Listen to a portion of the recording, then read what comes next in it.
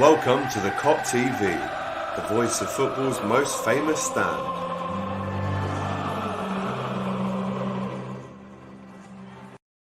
Yes, hello and welcome back to the Kop TV for the second video of the day, you lucky people. It's another episode of Top of the Kops. It's the 12th episode, in fact. And I've got two lads who are both battling out to be the best team in London, one more than the other, which is probably fair to say. I've got Lewis from Blues Fans TV and also the boy Nick as well from West Ham Fan TV. How are we doing, gentlemen? It's great to have you both on. The best team in London. We're barely the best team in East London, let alone the best team in London. Well, you've got Leighton Orient popping up, don't you? But no, all good. How are you both? You good, Lewis and Nick? Yeah, I'm good. I'm relaxed. First week of football without having to worry about Chelsea, so I've been looking at the games with a bit more of a fresh mind. And it's been more entertaining as well, so yeah, I've been relaxed. You? Good, man. Yeah, I've been fine. Nick, you been busy? No, not really. Just plodding along, watching it, getting ready for the fixtures to come out tomorrow. Oh, so, tomorrow, is it? Yeah, I've heard it's tomorrow. Yeah, I've heard they're going to spring it as a surprise. So, okay, yeah, fair enough. Yeah. I've heard a rumour that we've got you actually first. I was just going to say that. I was just going to say there's a rumour that we've got you. But today's show, guys, we've got a comprehensive roundup of all the European football. We've got a huge match day mixer, some classic Would You Rather moments, and Top of the Kops as well. Reminder to like, comment, and share the video. And of course, if you're not already, please subscribe to the Kop TV and throw your questions in for the lads as well. They'd be keen to answer. So let's talk about then the European roundup. Let's start off with you, Lewis. I mean, no one really saw Bayern Munich beating Barcelona 8-2. I mean, I've been saying it for a few months now, especially after we finished off Barca at Anfield last year 4-0. I mean, where do they go after this humiliation, Lewis? I mean, is the era over now? I think we've been saying that the era has been over for at least a year or two. And I will say, you lot beating them 4-0 on the comeback and everything, that was the real stamp on it. I feel like this 8-2 is just like, this whole season, Barcelona haven't really looked at the races, and they've looked inconsistent throughout the season. And even going into the Bayern Munich match, Bayern were favourites, and everyone really thought Bayern were going to knock out Barcelona. No one ever thought they were going to embarrass them like that, but they thought they were going to beat them convincingly. This has just been, even to a lot of Barcelona fans I've been hearing talk about, they've seen something like this coming for a while, and they've been feeling like this is necessary in order to start a rebuild. The only thing Barca can do right now is just rebuild. They got to start from scratch, get rid of a lot of their first team because that's an aging squad. Even with the board and up above, there's issues up there as well. The club's rotten from top to bottom right now. And if this Messi out rumors are true, this is the biggest reason why. Yeah, I mean, Nick, there was a rumor today, or a picture actually, that came out of the director of football there, who was Eric Abidal. He sacked their current manager, and then apparently he got sacked by Barca himself the next day. So it is a bit of a mess at the minute. Lewis mentioned there, Nick, that Messi might go. I mean, where would he go? Realistically, if he was going to leave, where would he end? Let's be fair, there's probably about, realistically, 3 teams possibly in the world that he could go to that would pay that sort of money for him. They're going to be looking for a big transfer fee, and he's getting on a bit. You know, I think what did Ronaldo go for? I think Ronaldo went for 100 million. Yeah, around that. But around the same age as well. So you know, when you're talking about who they've basically been touting around as the best in the world for the last 10, 15 years, comes with a massive transfer fee just because of commercial rights that he'll bring to them. So, and he'll pay for himself. But in terms of wages and things like that, there's probably realistically, 2 or 3 clubs in the world that could buy him. It depends what Messi wants to do. Does Messi want to go to earn some more money, which is something that he's not saying is important to him? Is he going to win trophies? Because you could definitely see him going to Bayern. Bayern have got a good side at the moment, and if he'd fit in there nicely. Possibly Man City if they've got the money. If he wants to go for trophies, maybe Liverpool. Would he fancy the Premier League at his age? I'm not sure, to be honest. Yeah, he's getting on a bit now. Well, I say getting on a bit. He's still one of the best, if not the best player in the world. I mean, Bayern go through so convincingly. Are we all in agreement now that one, it's going to be a Bayern PSG final, but two, I mean, who's to say Bayern might not, bring up something like this again in the final against PSG? I'm not saying a single bad thing about Bayern because they slapped us silly in the last 2 games. But if anything, the Barcelona game kind of makes it look less embarrassing on our end. So that's been the only good thing out of it. Bayern is probably going to be Bayern PSG in the final. I don't want to say too much about it because the Champions League is a crazy league. And I wouldn't even put it past having another shock. Maybe, I don't know. I don't even want to say it. But imagine Lyon ends up going into the final on some madness. Or imagine Leipzig made the final. It could happen. It's the Champions League. I wouldn't be surprised, but this does look like exactly what that guy's saying. It is Bayern's to lose. Bayern are dominant as hell. They're the main favourites for it, but anything could happen. Yeah, a little thing here from Crazy Amnesty says, were you crying when Liverpool beat Chelsea in the UEFA Super Cup? And when's the last time Champions League? 2012 against Bayern Munich, actually. Oh, yeah, thanks for the reminder. Yeah. Oh, yeah, Super Cup. To be fair, it was a game that could have gone either way. Penalties is penalties, and Tammy Abraham was just inexperienced at that point. I weren't even really too bad coming out of it. It could have gone either way, if I'm being real. Yeah, no, it could have, man. But I'll tell you what, it was nice to win. Nick, talking about the other game in Europe, Man City, Lyon. First of all, what went wrong for City? And now do we have to look at Lyon as a highly underestimated team that, like Lewis said, could get to the final? They've beaten Juve and City. You never know. What went wrong? I can't really put my finger on it, to be honest with you. What went wrong? Maybe they underestimated Lyon.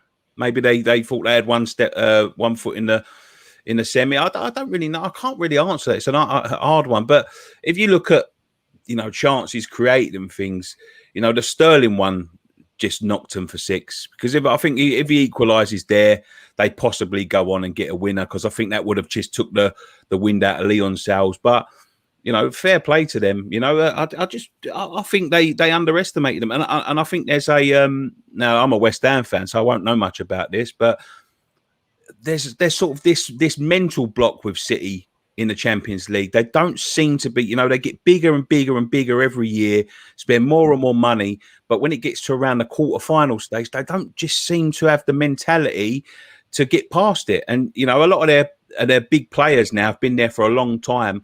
And once there's that sort of mentality within a club, I think it's one of them things that hangs over you for a long time. I think if they break it, they'll be okay. But, I honestly think they just underestimated them a little bit. I can't really put my finger on what went wrong, to be honest. Yeah, Claudia T, who's a regular on every show, says Pep was overthinking, maybe underthinking. I don't know. Morbid says he tried to be a bit too clever and switched his tactics rather than play as trusted. I think he did play De Bruyne a lot higher up in that game. Aiden says check Fraudiola happened. Never seen that midfield for City. To be fair, I think they've got something there, because when you think about the Tottenham game last year, I think he overthought it a little bit and he tried to be clever in the first leg. And I know this is only one leg, but he tried to be clever in the first leg and play a few players that weren't quite in the side. And I don't know what he was doing there, but then he thought, I've got a second leg to contend with, and they didn't quite get over the line there. I don't know. Yeah, maybe he did overthink it. Yeah, the other score, which was a great result to see as well, was Man United 1, Sevilla 2.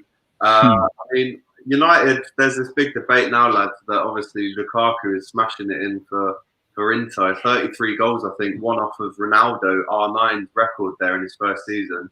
I mean, what a result that was. And I think people, like I was just saying there about Lukaku, are putting a lot of pressure on Martial and Rashford to deliver, but no one's delivering like Lukaku this season. And they've just sold him. No, I think with Lukaku, they should have replaced him. I think in the case of selling him, Lukaku was never really the complete answer for Manchester United, but they still sold him way too early because they just couldn't replace the goals that he brought to the team. And that's where the issue's been for them. I think maybe it all depends on who else they bring in or how much further Rashford can develop and Greenwood, because Greenwood's a hell of a player already right now. and he's only going to get better and better. Rashford will get better, but I do still want to see more from him. He didn't get as many goals from open players I thought he really should have this season. But in the case of Lukaku, yeah, he's proven all those doubters wrong. I've been saying he's been great since we got rid of him because I thought us doing that was stupid on our end as well. So yeah, Lukaku's now he's just living up to potential that he's been close to achieving for a good couple years now. Yeah, that's the right way of saying it. Yeah, enough about Man United now. Let's move on to some transfer news. Spurs have signed Joe Hart, which is an incredible turn of events once you consider the clubs that he's been at and especially the lack of game time. I think he's going in as second or third choice. You've got Juventus looking at Lacazette and Raul Jimenez. I think Higuain's leaving. And yeah, I mean, the first one there, Nick, Joe Hart going to Spurs. I mean, Joe Hart was at West Ham for a bit, wasn't he? What did you make of him there? And I mean, would you boo him if he came back? I mean, what was your relationship like with him? No, I don't think he'd get booed. He was with us on loan for a year.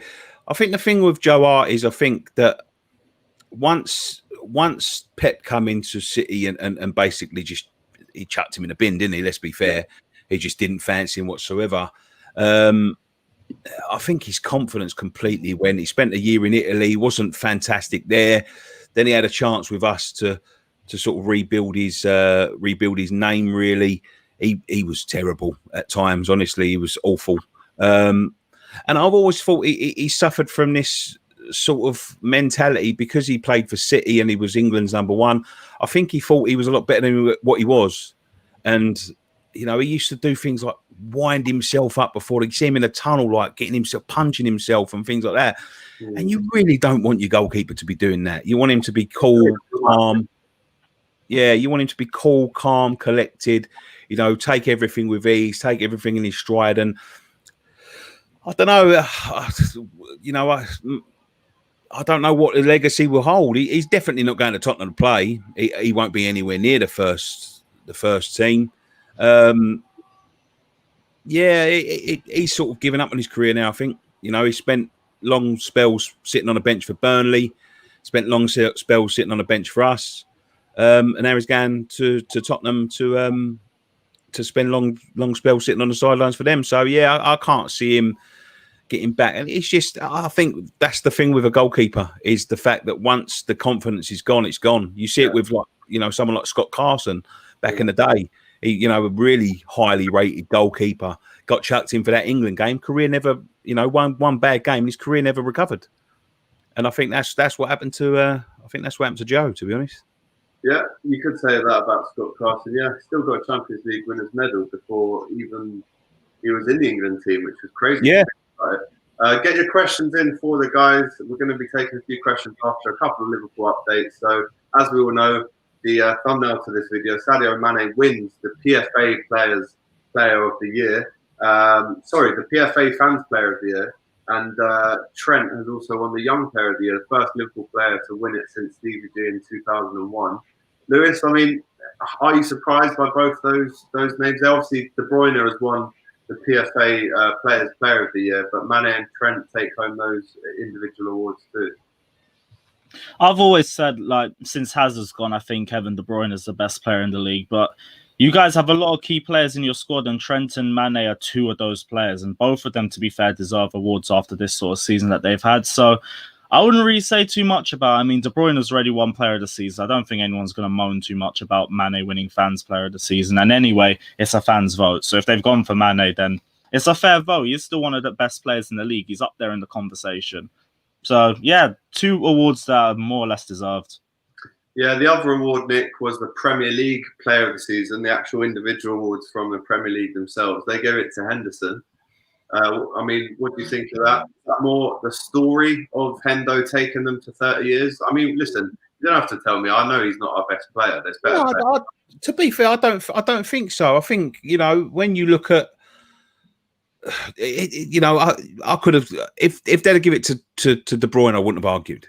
You know, De Bruyne's a fantastic player, been a fantastic player for years and years and years. But, you know, maybe it is a bit the story, but, you know, you can't knock someone's achievements because he won the other Player of the Year award, didn't he? And you know, it's not an accident. It's not by accident that he's picking up these awards. He's an integral part of the squad. He's a great leader, I think. Yeah. Is he the best technical player? No.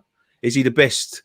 He's got the best pace? No. He's got the best passing range? No. But his all-round game, I think, he's been deserved of, you know, some sort of recognition. But, you know, for them, it was a toss-up between them for the big one because, you know, I wouldn't have argued against De Bruyne, but, you know, Henderson has been just as important, you know, to Liverpool as De Bruyne has been to Man City over the years. So, absolutely. Some more Liverpool news here. This is the new away kit, lads.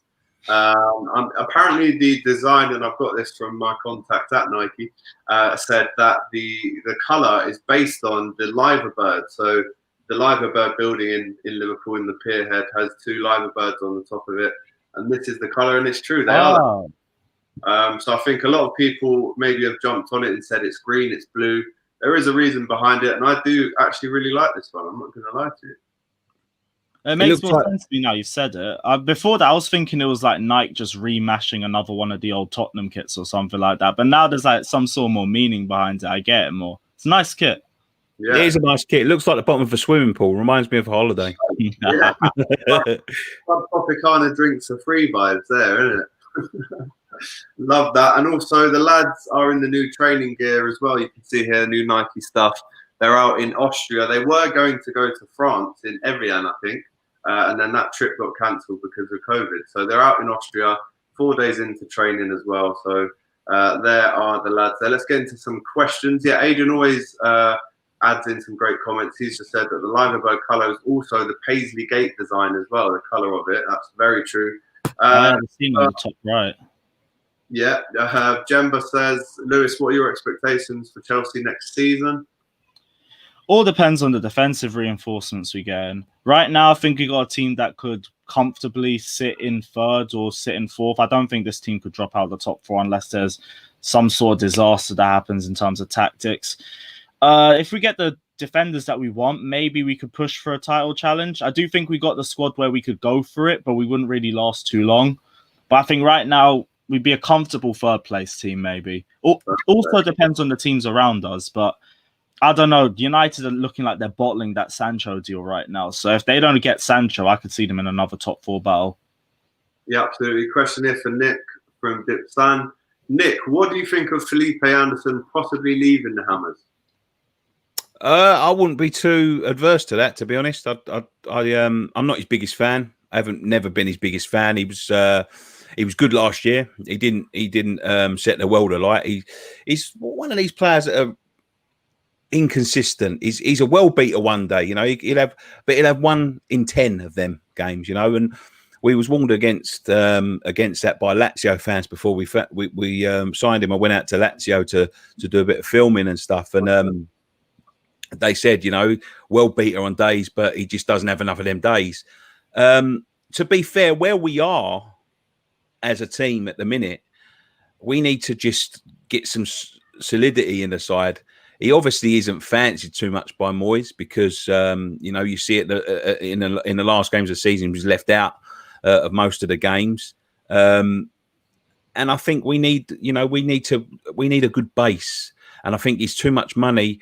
He's a brilliant player on his day, as I said. It'd suit a big side. There was rumours of him going to Arsenal and stuff, and I think he'd suit their style of play.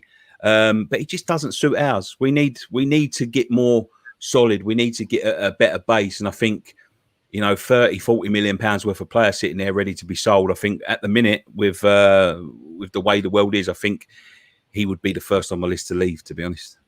Fair play. Malik says, Lewis, what do you think of Kai Havertz deadline August 28th? This one's meant to be more of a when, not if sort of deal, but it does feel like it's taking its time now at this point. More or less everything's been agreed except the transfer fee, I think. I think Chelsea is still trying to lower it down a little bit too much, and I still got confidence Marina can do it, but it does. That thing that's happening with Sancho and Manchester United is now starting to get me a little bit paranoid, and I'm starting to think, okay, let's try and speed up this deal before they start getting impatient and thinking they can hold on to him as well, because everything is there and he does want to come join us, but let's just push it across the line because this one's been on for ages now. Yeah, absolutely. Listen, we've got loads more questions for you guys. We'll save some till the end. But now we are going to get into the match day mixer. I've always said this is my favourite part of the show. Obviously, now you guys all know that we can't go to football games, unfortunately. So I thought I'd mix in the best parts of the match day and bring them to you. So now, obviously, everyone's got to go to the game, look in the park. So we're going to start off with Lewis here. Now, I give you the options of a pair of trainers, a jacket. You got to have a bit of music, some food, and a drink as well. All very vital aspects of match day. We're going to start with Lewis. He's gone for some Air Jordan 4s. I mean, I actually have these trainers myself. I'm a big fan of them. I actually got them on the day I got my A-levels, to be fair. Random memory. But yeah, big fan of these, mate. Yeah, literally, when it comes to shoes, I more or less just wear anything, and I don't even know what Jordans I'm wearing, if I'm being honest. I just like the look of them, and I got them. But yeah, Jordans for me, I mean, I need something comfortable to wear when I'm in the ground, because half the time you're standing there for ages. Also, take into the fact that when we're doing fan cams and stuff, we're standing for another hour and a half on top. You need something comfortable to wear, so I always go for Jordans. Now, I did in the upper part of the body give options for jackets, puffer jackets, the Monclers, all that kind of stuff. You've gone for a shirt that I'm only going to spend about 1 second of it showing on screen. Yeah. So you've gone for the Chelsea shirt, which is that. Obviously, that was an option that you would go in your home colours, so fair enough. And I'm a typical shirter. They hate me for it, but I love it. I love club colours. I'll always do it if I can. Except when it hits the winter, and then like you just can't because you're freezing. So I leave that.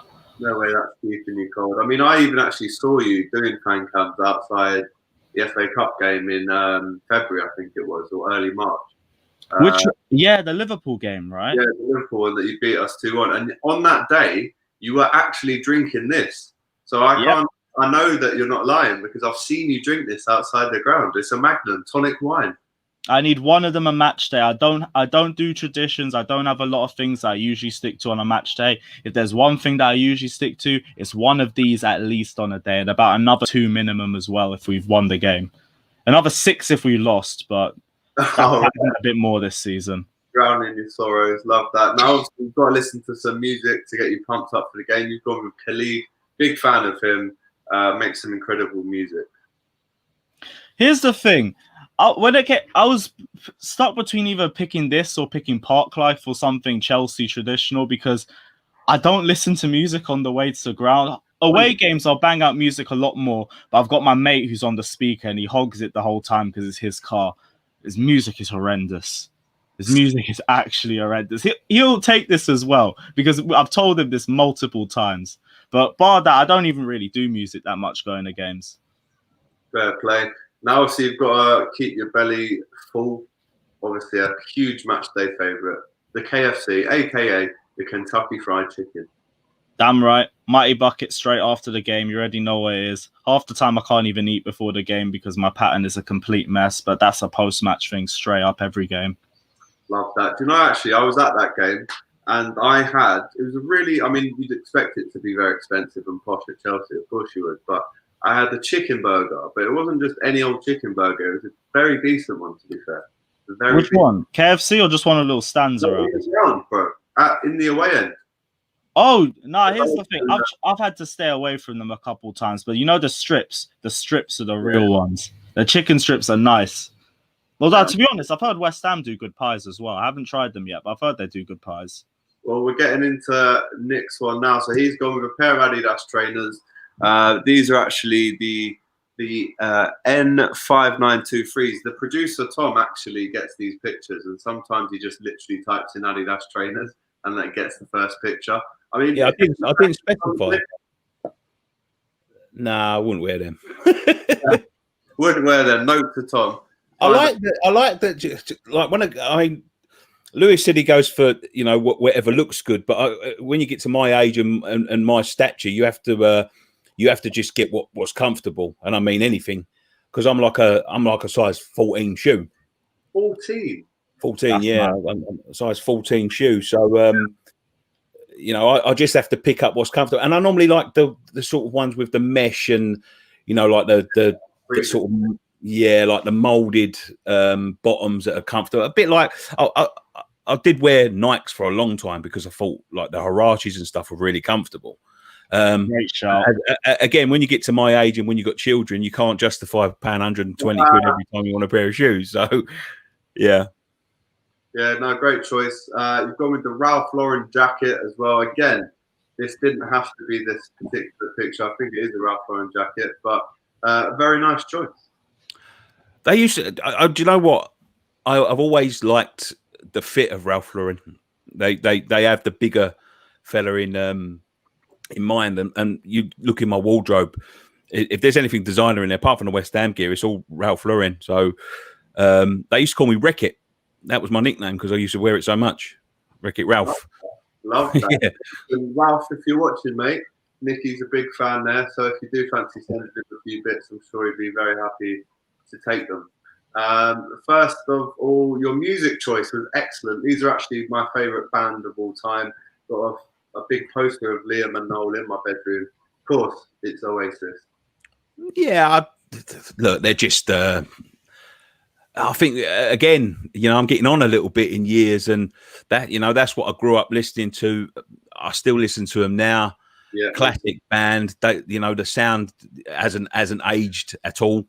It still was fresh now as when I remember, as a teenager sitting there listening to it. But again, I just don't get to listen to a lot of modern music now. I know there's some real talented people out there, but I just don't get a chance. So I stick to what I know.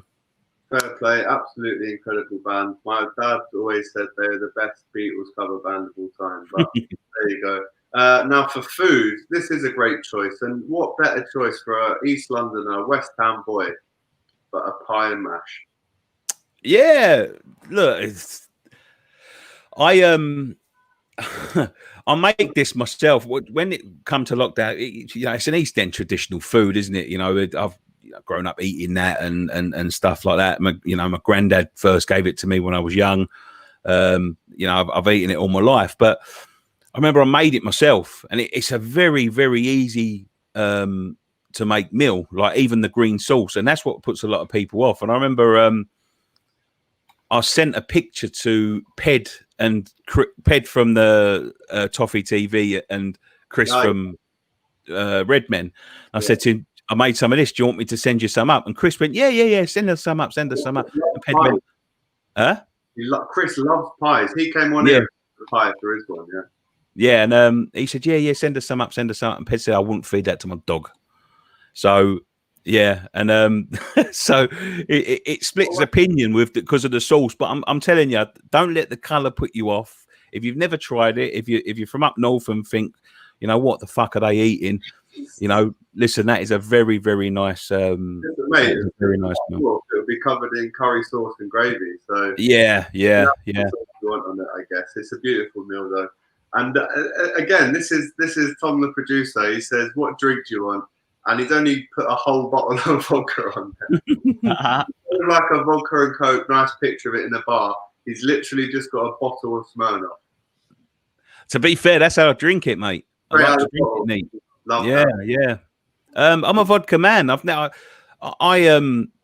Funnily enough, it's quite a funny story actually, because when we first started doing West Ham Fan TV, the first show that we made was a show called Post Match Pint, which is by far our most popular show. And I can't stand beer. Can't stand it. I drink it out of necessity rather than enjoyment.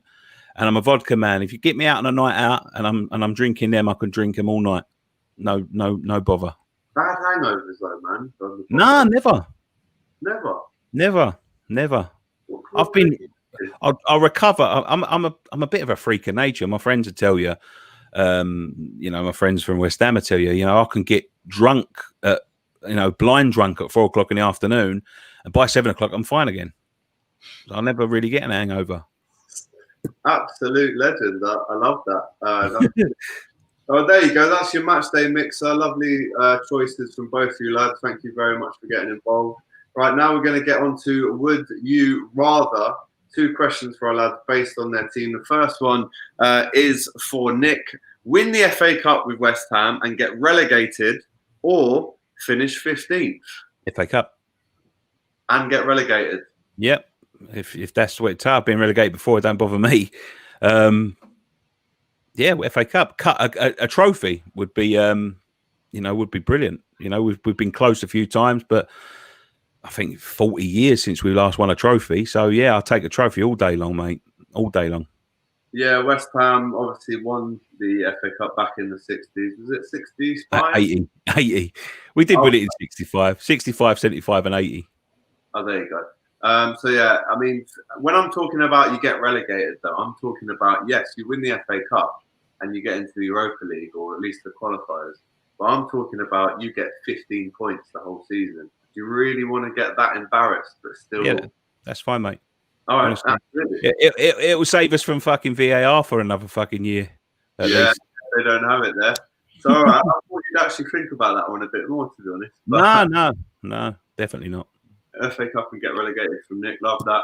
One for Lewis then. Lose 5-0 twice to West Ham and finish second by far, clear second, or beat them 5-0 twice and finish fifth. Finish second. So I'll be real.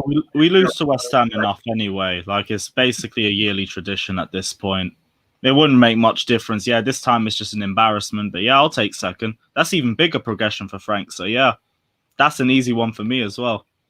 But I mean, you're talking about a good old roasting, a good old spanking at the Bridge, and then an even bigger one at the London Stadium. Do you really? But what does beating them 5-0 twice and finishing fifth achieve for us? Other than we've just gone even further back as a team. It wouldn't really mean too much in the long term. I'll take the 2 pipings, really. If we finish second, that's an even bigger progression. It just is what it is. To be fair, you get 2 bad days out of 2 5-0 losses. Imagine travelling to the Europa League to the arse end of nowhere for the next year. No, exactly. We had an Eastern European tour last time. Literally the whole back end. In the FA Cup. Absolutely. All right. Well, listen, thanks very much, Lewis, for that great answer as well. Let's move on now to the top of the Kops moment of the week. Now, there's a few Wallies this week that have come out on social media and said a couple things. I'm not going to beat around the bush with this one. I'm talking about the BTEC David Silva. It is, of course, Bernardo Silva, who has come out, obviously, after Liverpool fans were obviously getting onto him on Twitter. And he said, and to all the Liverpool fans that have nothing else to do than come to a Man City player account, I'm also sorry for you, but for the wrong reasons. Doesn't totally make sense. Pathetic. He sounds like David Brent at this point, doesn't he? Go celebrate your titles, yeah. Try and find a partner, drink a beer, read a book. So many options, he says. To which Virgil van Dijk straight away on Twitter replied with this, which is kind of the face to me, guys, that says, I know and you know that we are living in your head rent-free. Say what you want about that one. But I mean, lads, let's not forget, Bernardo Silva, the only person in the whole Manchester City football team that didn't give us the rightful guard of honour at the Etihad. He's the only person that stood there and didn't clap. Of course, they were, pictured video singing about, Liverpool losing against Madrid in the final and a couple of Hillsborough things as well. So to be honest, Bernardo Silva, if you're watching, mate, you're probably not. But if you are, get fucked. You can't come out with comments like this and say, you're upset that Liverpool fans are getting on to you. You deserve it, mate. So that's what I'll say about that. And that is the top of the Kops moment of the week, funnily enough. So, guys, get some last questions in for the team until we go. Moise says, do you guys think Arsenal will be a mid-table team next season? I'm going to say, I reckon next season, Arsenal finish 5th. I'm going to put it out there. What do you think, Nick? I don't know. It's a tough one, isn't it? Because you've got so many teams rebuilding, and I think with Arteta, I think they're getting, they're getting there. Aubameyang's going to sign again.